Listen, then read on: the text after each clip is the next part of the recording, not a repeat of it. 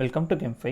நான் உங்கள் சதீஷ்குமார். இந்த வீடியோவில் நம்ம எதை பற்றி பார்க்க போகிறோம் அப்படின்னா, கிளாஸ் 10ல் unit 10 types of chemical reactions அப்படின்ற சாப்டர்லேருந்து classification of a chemical reaction based on the direction of reaction இதான் வந்து பார்க்க போகிறோம். ஒரு ரியாக்ஷனோட டைரக்ஷனை வச்சு, அதாவது ஃபார்வேர்டில் நடக்குதா, பேக்வேர்டில் நடக்குதா, ஆர் ரிவர்சிபிளாக ரியாக்ஷன் நடக்குதா, இதை வச்சு ஒரு கெமிக்கல் ரியாக்ஷன்ஸை கிளாஸிஃபை பண்ண போகிறோம். இந்த வீடியோவில் நம்ம என்னெல்லாம் கவர் பண்ணுவோம் அப்படின்னா, ஃபிசிக்கல் ரியாக்ஷன்ஸ், கெமிக்கல் ரியாக்ஷன்ஸ், இதில் எது வந்து ரிவர்சிபிள் அப்படின்றது தெரியணும். அதுக்கப்புறம் ரிவர்சிபிள்னா என்ன, இரிவர்சிபிள்னா என்னன்றது தனித்தனியாக படிச்சுட்டு ஃபைனலாக டிஃப்ரென்ஸ் மட்டும் படிக்கணும். ரிவர்சிபிள் ரியாக்ஷன்ஸ்க்கும் இரிவர்சிபிள் ரியாக்ஷன்ஸ்க்கும் டிஃப்ரென்ஸ் என்ன அப்படின்றது தான் வந்து இந்த வீடியோவில் நான் பார்க்க போகிறோம். ரைட், முதல்ல ஃபிசிக்கல் சேஞ்சுனா என்ன, அப்புறம் அதை ரிவர்ஸ் பண்ண முடியுமா முடியாதா அப்படின்றத பார்க்கணும். ஃபிசிக்கல் சேஞ்ச் அப்படின்ற எதெல்லாம் சொல்லுவோம் அப்படின்னா, ஹீட்டிங், ஃப்ரீசிங். ஃப்ரீசிங் அப்படின்னா சாலிட் வந்து லிக்விடாக மாறுறது. ஃப்ரீசிங்க்கு இன்னொரு நேம் வந்து மெல்ட்டிங் அப்படின்னு கூட சொல்லலாம்.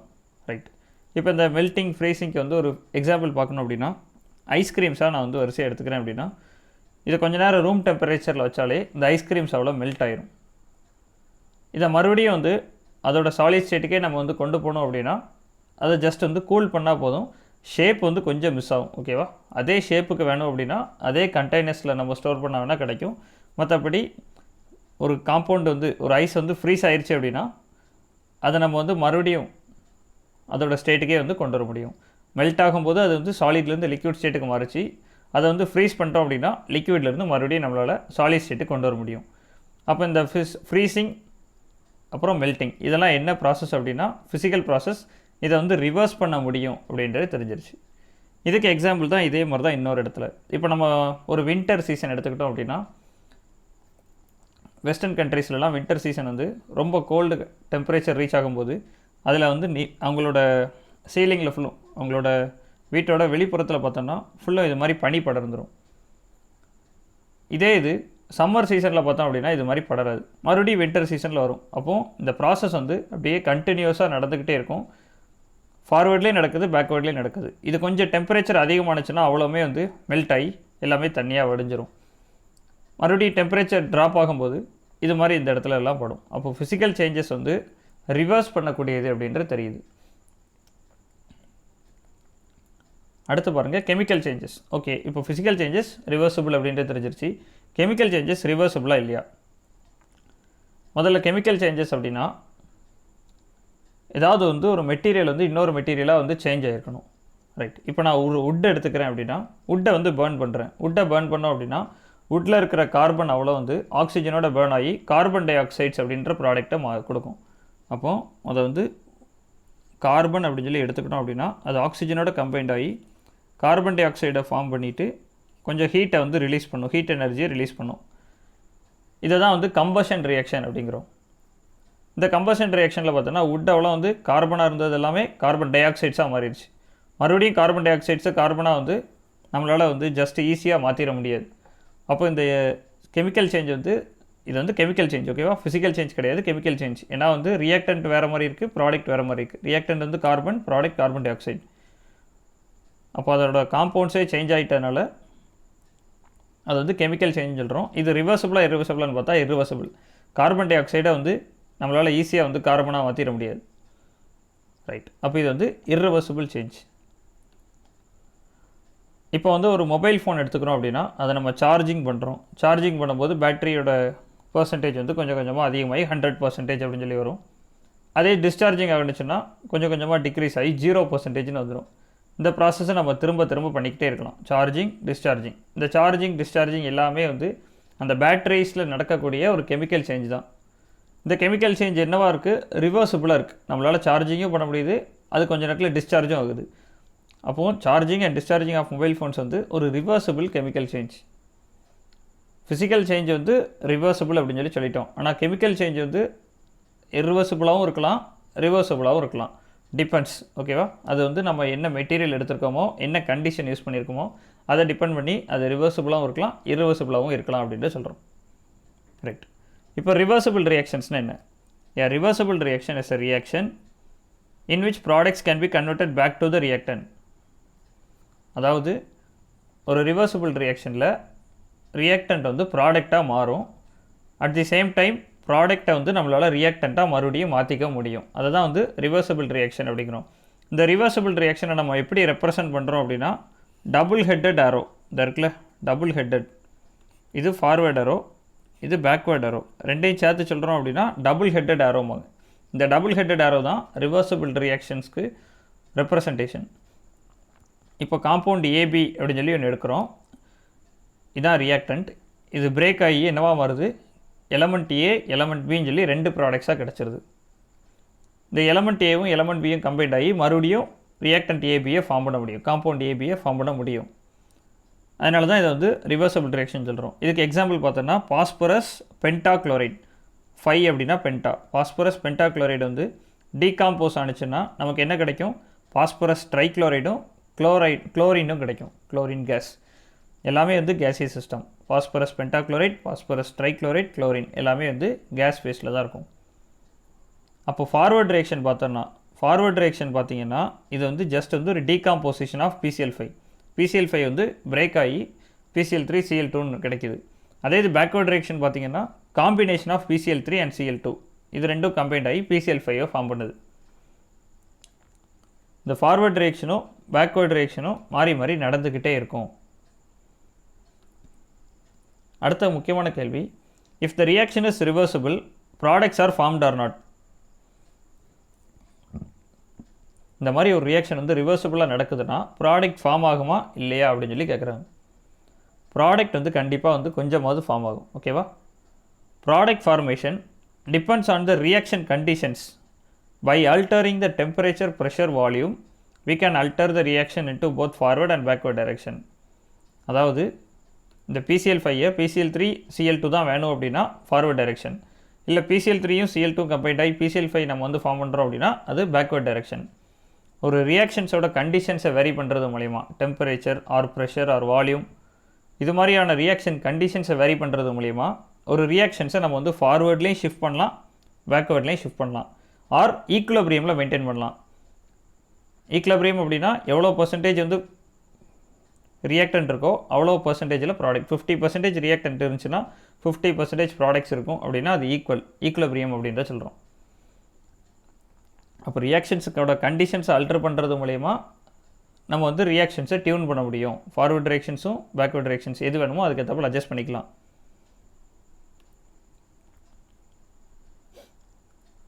இதுக்கு வந்து ஒரு முக்கியமான டெக்னிக், இப்போ வந்து நமக்கு வந்து PCl3யும் Cl2வும் அதிகமாக வேணும் அப்படின்னா, இந்த PCl5 டீகாம்போஷன் ஆகி PCl3யும் Cl2வும் ஒரு கண்டெய்னரில் ஃபார்ம் ஆகுதுன்னா அந்த கண்டெய்னரை நம்ம வந்து கண்டினியூஸாக மாற்றிக்கிட்டே இருக்கணும். அந்த கண்டெய்னரை வந்து நம்ம வந்து எடுக்காமல் விட்டோம்னா, ஃபார்ம் ஆகிற ப்ராடக்ட்ஸ் எல்லாம் தனித்தனியாக எடுக்காமல் விட்டுட்டோம் அப்படின்னா மறுபடியும் அது PCl5 மாறிடும். அப்போ என்ன பண்ணணும், PCl3யும் Cl2வும் ஃபார்ம் ஆன உடனே ஒரு கேஸ் கண்டெய்னர்ஸ் ஏதாவது ஸ்டோர் பண்ணிட்டோம் அப்படின்னா உடனே அந்த கேஸை வந்து தனியாக எடுத்துகிட்டு இன்னொரு கண்டெய்னர்ஸை அதோட எம்டி கண்டெய்னர்ஸை ஃபிட் பண்ணி PCl3 Cl2 நம்ம வந்து கண்டினியூஸாக ரெக்கவர் பண்ணிகிட்டே இருக்கணும். இந்த மாதிரி பண்ணுறது மூலயமா அதிகமான ப்ராடக்ட்ஸை நம்மளால் ரெக்கவர் பண்ண முடியும். ரைட்டு, அடுத்து பாருங்கள், இப்போ வந்து ஏதாவது காயம் பட்டுருச்சு அப்படின்னா அந்த காயத்தை வந்து க்ளீன் பண்ணுறதுக்கு ஹைட்ரஜன் பெராக்சைட்ஸ் யூஸ் பண்ணுறோம். Hydrogen peroxide H2O2, hydrogen peroxides, இதை வச்சு க்ளீன் பண்ணலாம். கான்சன்ட்ரேஷன் ரொம்ப கம்மியாக இருக்கணும், அதிகமாக எடுக்கக்கூடாது, ஒரு 5 to 10% அவ்வளோதான் இருக்கணும். இந்த ஹைட்ரஜன் பெராக்சைட்ஸ் வச்சு க்ளீன் பண்ணும்போது பார்த்தோம் அப்படின்னா இந்த இருக்குல்ல அதில் பபுள்ஸாக வந்திருக்கா, இந்த பபுள்ஸ் ஏன் வருதுன்னா ஹைட்ரஜன் பெராக்சைடு டீகாம்போஸ் ஆகும்போது வாட்டரும் ஆக்சிஜனையும் ஃபார்ம் பண்ணுது. இந்த ஃபார்ம் ஆகிற ஆக்சிஜன் வந்து எஸ்கேப் ஆகுது, அதான் குட்டி குட்டி பபுள்ஸ் மாதிரி இந்த இடத்துல ஃபார்ம் ஆகுது. இந்த மாதிரி அது எஸ்கேப் ஆயிடுச்சுன்னா ஆக்சிஜன் அவ்வளோ வந்து லிபரேட் ஆகி வெளியே போயிடுச்சு. அப்போ ஹைட்ரஜன் பெராக்சைட்ஸை வந்து நம்மளால் மறுபடியும் ஃபார்ம் பண்ண முடியாது. ஓகேவா? ரிவர்ஸ் ரியாக்ஷன் நடக்காது. ஹைட்ரஜன் பெராக்சைட்ஸ் வந்து அக்வா சொல்யூஷனாக எடுக்கிறோம், அதை ஊன் மேலே அப்ளை பண்ண உடனே இந்த மாதிரி வந்து காயத்தில் மேலே அப்ளை பண்ண உடனே சின்ன சின்ன பபுள்ஸ் மாதிரி வருது. அப்படின்னா என்ன அர்த்தம், ஆக்சிஜன்லாம் எஸ்கேப் ஆகி வெளியே போகுதுன்னு அர்த்தம், ஃபார்ம் ஆகிற ஆக்சிஜன்லாம். ஹைட்ரஜன் பெராக்சைட்ஸ் எப்படி டீகாம்போஸ் ஆகும் அப்படின்னா H2O ப்ளஸ் ஆக்சிஜன் அப்படின்னு சொல்லி டீகாம்போஸ் ஆகும். H2O ப்ளஸ் ரியாக்டிவ் ஆக்சிஜன், இது மாதிரி 2 தடவை நடக்கும். H2O2 2 மாலிகுல்ஸில் இது மாதிரி நடந்துச்சுன்னா H2O ப்ளஸ் ரியாக்டிவ் ஆக்சிஜன், இது ரெண்டையும் கம்பைன் பண்ணி பாருங்கள். 2H2O2 gives 2H2O plus oxygen molecule அப்படின்னு சொல்லி கிடைக்குமா, அதான் இங்கே கொடுத்துருக்காங்க. அப்போது ரியாக்டிவ் ஆக்சிஜன் ஃபார்ம் ஆகிட்டே இருக்குது. இது ரெண்டும் சேர்ந்து ஆக்சிஜன் மாலிகுல். இந்த ஆக்சிஜன் மாலிகுல் கேசியஸ் ஸ்டேட்டில் இருக்கிறனால எஸ்கேப் ஆயிரும். எஸ்கேப் ஆயிடுச்சு அப்படின்னா இந்த ரியாக்டன் இந்த ப்ராடக்ட்ஸ் அவ்வளோ மறுபடியும் ரியாக்டண்ட்டாக மாற முடியாது. ஓகேவா? அப்போ இந்த ரியாக்ஷனை பொறுத்த வரைக்கும் ஃபார்வர்ட் ரியாக்ஷன் தான் டாமினேட் பண்ணுது. இந்த ஊண்டில் வந்து நம்ம எதுக்காண்டி ஹைட்ரஜன் பெராக்சைடு அப்ளை பண்ணுறோம் அப்படின்னா அது வந்து ஒரு ஜஸ்ட் ஆன்டிசெப்டிக் ப்ராப்பர்ட்டி. ஏதாவது பாக்டீரியாஸ் ஏதாவது பேத்தஜன்ஸ்லாம் இருந்துச்சு அப்படின்னா அதை கில் பண்ணுறதுக்கு இந்த ஹைட்ரஜன் பெராக்சைட்ஸ் வந்து ஒரு நல்ல ஆக்சிடைசிங் ஏஜென்ட்டாக ஹெல்ப் பண்ணும். ரைட். அடுத்து பாருங்கள், irreversible ரியாக்ஷனாக என்னன்னு சொல்லி பார்க்கணும். The reaction that cannot be reversed is called irreversible reaction. எந்த ரியாக்ஷனை உங்களால் ரிவர்ஸ் பண்ண முடியலையோ அது irreversible. ரிவர்ஸ் பண்ண முடிஞ்சால் அது ரிவர்சிபிள், ரிவர்ஸ் பண்ண முடியலை அப்படின்னா irreversible அப்படிங்கிற சொல்கிறோம். irreversible reactions are unidirectional. யூனிடைரக்ஷனல்னால் ஏதாவது ஒரு டைரெக்ஷனில் தான் நடக்கும். மோஸ்ட்லி ஃபார்வர்ட் டைரெக்ஷனில் தான் நடக்கும். they takes place in forward direction. All combustion reactions are irreversible in nature. combustion reactions அப்படின்னா burning in presence of oxygen. நம்ம வந்து ஒரு burn பண்ணுறோம் அப்படின்னா அது ஒரு combustion reaction. ஒரு பேப்பர் எடுத்து நம்ம இப்போ burn பண்ணிட்டோம் அப்படின்னா கொஞ்ச நேரத்தில் அது வந்து கம்ப்ளீட்டாக ஆஷாக மாறிடும். நம்ம எடுத்த பேப்பராலும் ஆஷ் சாம்பலாக மாறிடுச்சு. இந்த ஆஷை வச்சு மறுபடியும் நம்மளால் பேப்பர் கொண்டு வர முடியுமா அப்படின்னா கொண்டு வர முடியாது. அப்போ burning ஆஃப் பேப்பர் அப்படின்றது ஒரு irreversible reactions. இதே போல் தான் வுட்டும் கார்பனாக எடுத்திருப்போம். வுட்டுன்றதில் கார்பன் இருந்திருக்கும். அது ஆக்சிஜனோட ரியாக்ட் ஆகி நல்லா எரிஞ்சு கார்பன் டை ஆக்சைட்ஸ் எல்லாம் ஃபார்ம் பண்ணிடும். கார்பன் டை ஆக்சைட்ஸை ஃபார்ம் பண்ணிடுச்சுன்னா அந்த கார்பன் டை ஆக்சைடு மறுபடியும் கார்பன் எல்லாம் ஆகாது. அப்போ burning of paper or burning of இதெல்லாம் வந்து irreversible reactionsோட எக்ஸாம்பிள்ஸ். ஃபைனலாக நம்ம பார்க்க வேண்டியது ரிவர்சிபிள் ரியாக்ஷன் irreversible reactionsோட டிஃப்ரென்ஸ். இது வரைக்கும் என்ன நம்ம சொல்லியிருந்தோமோ அதே தான் வந்து ஒரு டேபிள் மாதிரி கொடுத்துருப்பாங்க. It can be reversed under suitable condition. Reversible ரியாக்ஷன்ஸை கண்டிஷன்ஸை பேஸ் பண்ணி நம்மளால் ரிவர்ஸ் பண்ண முடியும் அப்படின்ற சொல்கிறாங்க. irreversible அப்படின்னா இட் கேனாட் பி ரிவர்ஸ்ட். இங்கே நீங்கள் என்ன படிக்கிங்களோ ரிவர்சிபிளில் என்ன படிச்சிங்களோ அப்படியே ஆப்போசிட்டில் தான் irreversible இருக்கும். ரைட். ரிவர்சிபிள் அப்படின்னா அதில் ஃபார்வர்ட் ரியாக்ஷன் பேக்வேர்ட் ரியாக்ஷன் ஒரே நேரத்தில் நடந்துக்கிட்டே இருக்கும். ஓகேவா? ஃபார்வேர்டும் நடக்கும், at the same time backward ரியாக்ஷனும் நடக்கும். அதனால தான் என்ன சொல்லியிருக்காங்க, both forward and backward reaction happens simultaneously அப்படின்ற சொல்கிறோம். irreversible பாருங்க, இட் இஸ் யூனி டைரக்ஷனல். அது வந்து ஒரு பக்கம் தான் நடக்கும், அதுவும் மோஸ்ட்லி ஃபார்வர்ட் தான் நடக்கும் அப்படின்ற சொல்கிறோம். Reversible reaction it attains equilibrium. Equilibrium அப்படின்னா ரியாக்டன்ட் ப்ராடக்டாகவும் ப்ராடக்ட் ரியாக்டண்ட்டாகவும் கன்வெர்ட் ஆகும். ஒரு குறிப்பிட்ட டைமில் ரியாக்டண்ட்டோட அமௌண்ட்டும் ப்ராடக்டோட அமௌண்ட்டும் ஈக்குவலாக இருக்கும். ரியாக்டன்ட் ஒரு 50%னா ப்ராடக்ட்டு 50%. இதை தான் வந்து ஈக்லபிரியம் அப்படிங்கிறத சொல்கிறோம். ரிவர்சிபிள் ரியாக்ஷனில் இந்த மாதிரி ஈக்லபிரியம் ஸ்டேட் வந்து அட்டைன் ஆகும். பட் irreversible ரியாக்ஷனில் இது மாதிரி எந்த ஈக்லபிரியம் அட்டைன் ஆகாது. ரியாக்டண்ட்டாகவும் ப்ராடக்டாக கொஞ்சம் கொஞ்சமாக மாறிட்டே இருக்கும். நிறைய டைம் நம்ம கொடுத்தோம் அப்படின்னா இருக்கிற எல்லா ரியாக்டண்ட்டுமே ப்ராடக்ட்ஸாக மாறிடும். அப்போ ஈக்லபிரியம்லாம் இதில் வந்து நாட் அட்டைன்ட் அப்படின்ட்டு சொல்கிறோம். ரிவர்சிபிள் ரியாக்ஷனில் reactants cannot be completely converted into product. ஒரு ரிவர்சிபிள் ரியாக்ஷனில் பார்த்தோன்னா ரியாக்டன்ட் எல்லாத்தையுமே ப்ராடக்டாக நம்மளால் மாற்ற முடியுமா அப்படின்னா அது ப்ராக்டிக்கலி இம்பாசிபிள். கொஞ்சம் ரியாக்டன்ஸ் அது எப்போவுமே வந்து ப்ரெசென்ட் ஆகிக்கிட்டே தான் இருக்கும். அதனால தான் அது வந்து ரிவர்சிபிள் ரியாக்ஷன்ஸ் அப்படிங்கிறோம். நம்மளால் 100% வந்து ரியாக்டன்ஸ் அவ்வளோத்தையும் ப்ராடக்ட்ஸாக வந்து ரிவர்சிபிள் ரியாக்ஷன்ஸில் கன்வெர்ட் பண்ண முடியாது. ரைட். irreversible ரியாக்ஷன்ஸ் பாருங்கள், the reactants can be completely convert into products. irreversible ரியாக்ஷனில் ரியாக்டன்ட் அவ்வளோத்தையும் ப்ராடக்டாக நம்மளால் கன்வெர்ட் பண்ண முடியும். இதுக்கு உதாரணத்துக்கு நம்ம இப்போ ஒரு பேப்பர் எடுத்து ஆஷாக மாற்றுறோம் அப்படிங்கிறோம். இதில் பேப்பர் தான் ரியாக்டன்ட், ஆஷ் அப்படின்றது ப்ராடக்ட். அப்படின்னா நம்ம ஜஸ்ட்டு பர்ன் பண்ணால் போதும் எல்லா பேப்பருமே ஆஷாக மாறிடும். அப்போ எல்லா ரியாக்டன்ஸுமே ப்ராடக்ட்ஸாக மாறிடுச்சு அப்படின்ற மாதிரி. Right. Reversible reaction it is relatively slow. Reversible reactions வந்து ரொம்ப ஸ்லோவாக தான் நடக்குமா. irreversible ரியாக்ஷன் எல்லாமே ரொம்ப ஃபாஸ்ட். இப்போ ஒரு பேப்பரையோ ஒரு சின்ன வுட்டையோ எடுக்கணும் அப்படின்னா பர்ன் பண்ணணும் அப்படின்னா மெட்டீரியலை பொறுத்து கொஞ்சம் டைம் வெரி ஆகலாம். மோஸ்ட்லி கம்பஷன் ரியாக்ஷன்ஸ்லாம் கொஞ்சம் ஃபாஸ்ட்டாகவே நடக்கும். அதே இது இந்த ஃப்ரீசிங் கூலிங் இது மாதிரி இதுக்கெலாம் வந்து கொஞ்சம் டைம் எடுக்க தான் செய்யும். ஓகேவா? மெல்ட்டிங் இந்த மாதிரியான ப்ராசஸ்லாம் பண்ணுறோம். ஏதாவது irreversible ப்ராசஸ், இப்போ மொபைல் சார்ஜிங்கே எடுத்துக்கிட்டாலுமே அது ரிவர்சிபிள் ப்ராசஸ் தான். அதுக்குன்னு குறிப்பிட்ட டைம் ஆகும். ஒரு 2 hours 1 hours வந்து வெயிட் பண்ணால் மட்டும்தான் அது வந்து சார்ஜிங் வந்து நடக்கும். அதே மாதிரி டிஸ்சார்ஜ் ஆகிறதுக்கும் கொஞ்சம் டைம் எடுக்க தான் செய்யுது. அப்போ இந்த வந்து ரிவர்சிபிள் ரியாக்ஷன் வந்து ஸ்லோ ப்ராசஸ், உடனேலாம் நடக்காது. irreversible ரியாக்ஷன் ரொம்ப ஸ்பீடாக நடக்கும். அப்போ இந்த வீடியோவில் நம்ம என்னெல்லாம் பார்த்துருக்கோம் அப்படின்னா ஒரு ஃபிசிக்கல் சேஞ்ச் வந்து ரிவர்சிபிளான்னு கேட்டால் ஃபிசிக்கல் சேஞ்ச் வந்து ரிவர்சிபிள் அப்படின்ற சொல்கிறோம். அதே போல் கெமிக்கல் சேஞ்ச் ரிவர்சிபிளான்னு கேட்டால் கெமிக்கல் சேஞ்சில் இர்ரிவர்சிபிளும் பாசிபிள், ரிவர்சிபிளும் பாசிபிள்.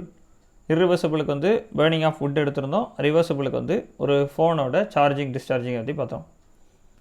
ரிவர்சிபிள் ரியாக்ஷன்ஸ்னால் என்னென்னு பார்த்துருந்தோம். அதுக்கு எக்ஸாம்பிள்ஸ், ஒரு ரியாக்ஷனில் ரிவர்சிபிள் ரியாக்ஷன் எடுத்துக்கிட்டோம் அப்படின்னா ப்ராடக்ட்ஸ் ஃபார்ம் ஆகுமான்னு கேட்டால் ப்ராடக்ட்ஸ் வந்து ஃபார்ம் ஆகும். அந்த ப்ராடக்ட்ஸோட ஃபார்மேஷனை அதிகப்படுத்தணும் அப்படின்னா அதோட ரியாக்ஷன் கண்டிஷன்ஸை நம்ம வந்து சேஞ்ச் பண்ணணும். அப்புறம் ஹைட்ரஜன் பெராக்சைட்ஸ் ஒரு ஆன்டிசெப்டிக், அதை பற்றி ஒரு சின்ன இன்ஃபர்மேஷன்ஸ் மாதிரி பார்த்துருந்தோம். அப்புறம் இர்ரிவர்சிபிள் ரியாக்ஷன்ஸ்னால் என்ன? இர்ரிவர்சிபிள் ரியாக்ஷன்றது ரியாக்ஷனை ரிவர்ஸ் பண்ண முடியாது, அது ஒரே டைரெக்ஷனில் தான் நடக்கும், மோஸ்ட்லி ஃபார்வர்ட் டைரெக்ஷனில் தான் நடக்கும். எல்லா கம்பஷன் ரியாக்ஷனும் இர்ரிவர்சிபிள் அப்படின்னு சொல்லிட்டோம். ரிவர்சிபிளுக்கும் இர்ரிவர்சிபிளுக்குள்ள ஒரு டிஃப்ரென்ஸ் டேபிள் ஒரு 5 பாயிண்ட் மட்டும் பார்த்துருக்கோம். ரைட், இந்த வீடியோவில் ஏதாவது டவுட்ஸ் இருந்துச்சு அப்படின்னா கீழே கமெண்ட் பண்ணுங்கள். நம்ம சேனலை சப்ஸ்கிரைப் பண்ணாதவங்க சப்ஸ்கிரைப் பண்ணுங்கள். இந்த வீடியோ ஃப்ரெண்ட்ஸ் அண்ட் ரிலேட்டிவ்ஸ்க்கு ஷேர் பண்ணுங்கள். தேங்க்யூ.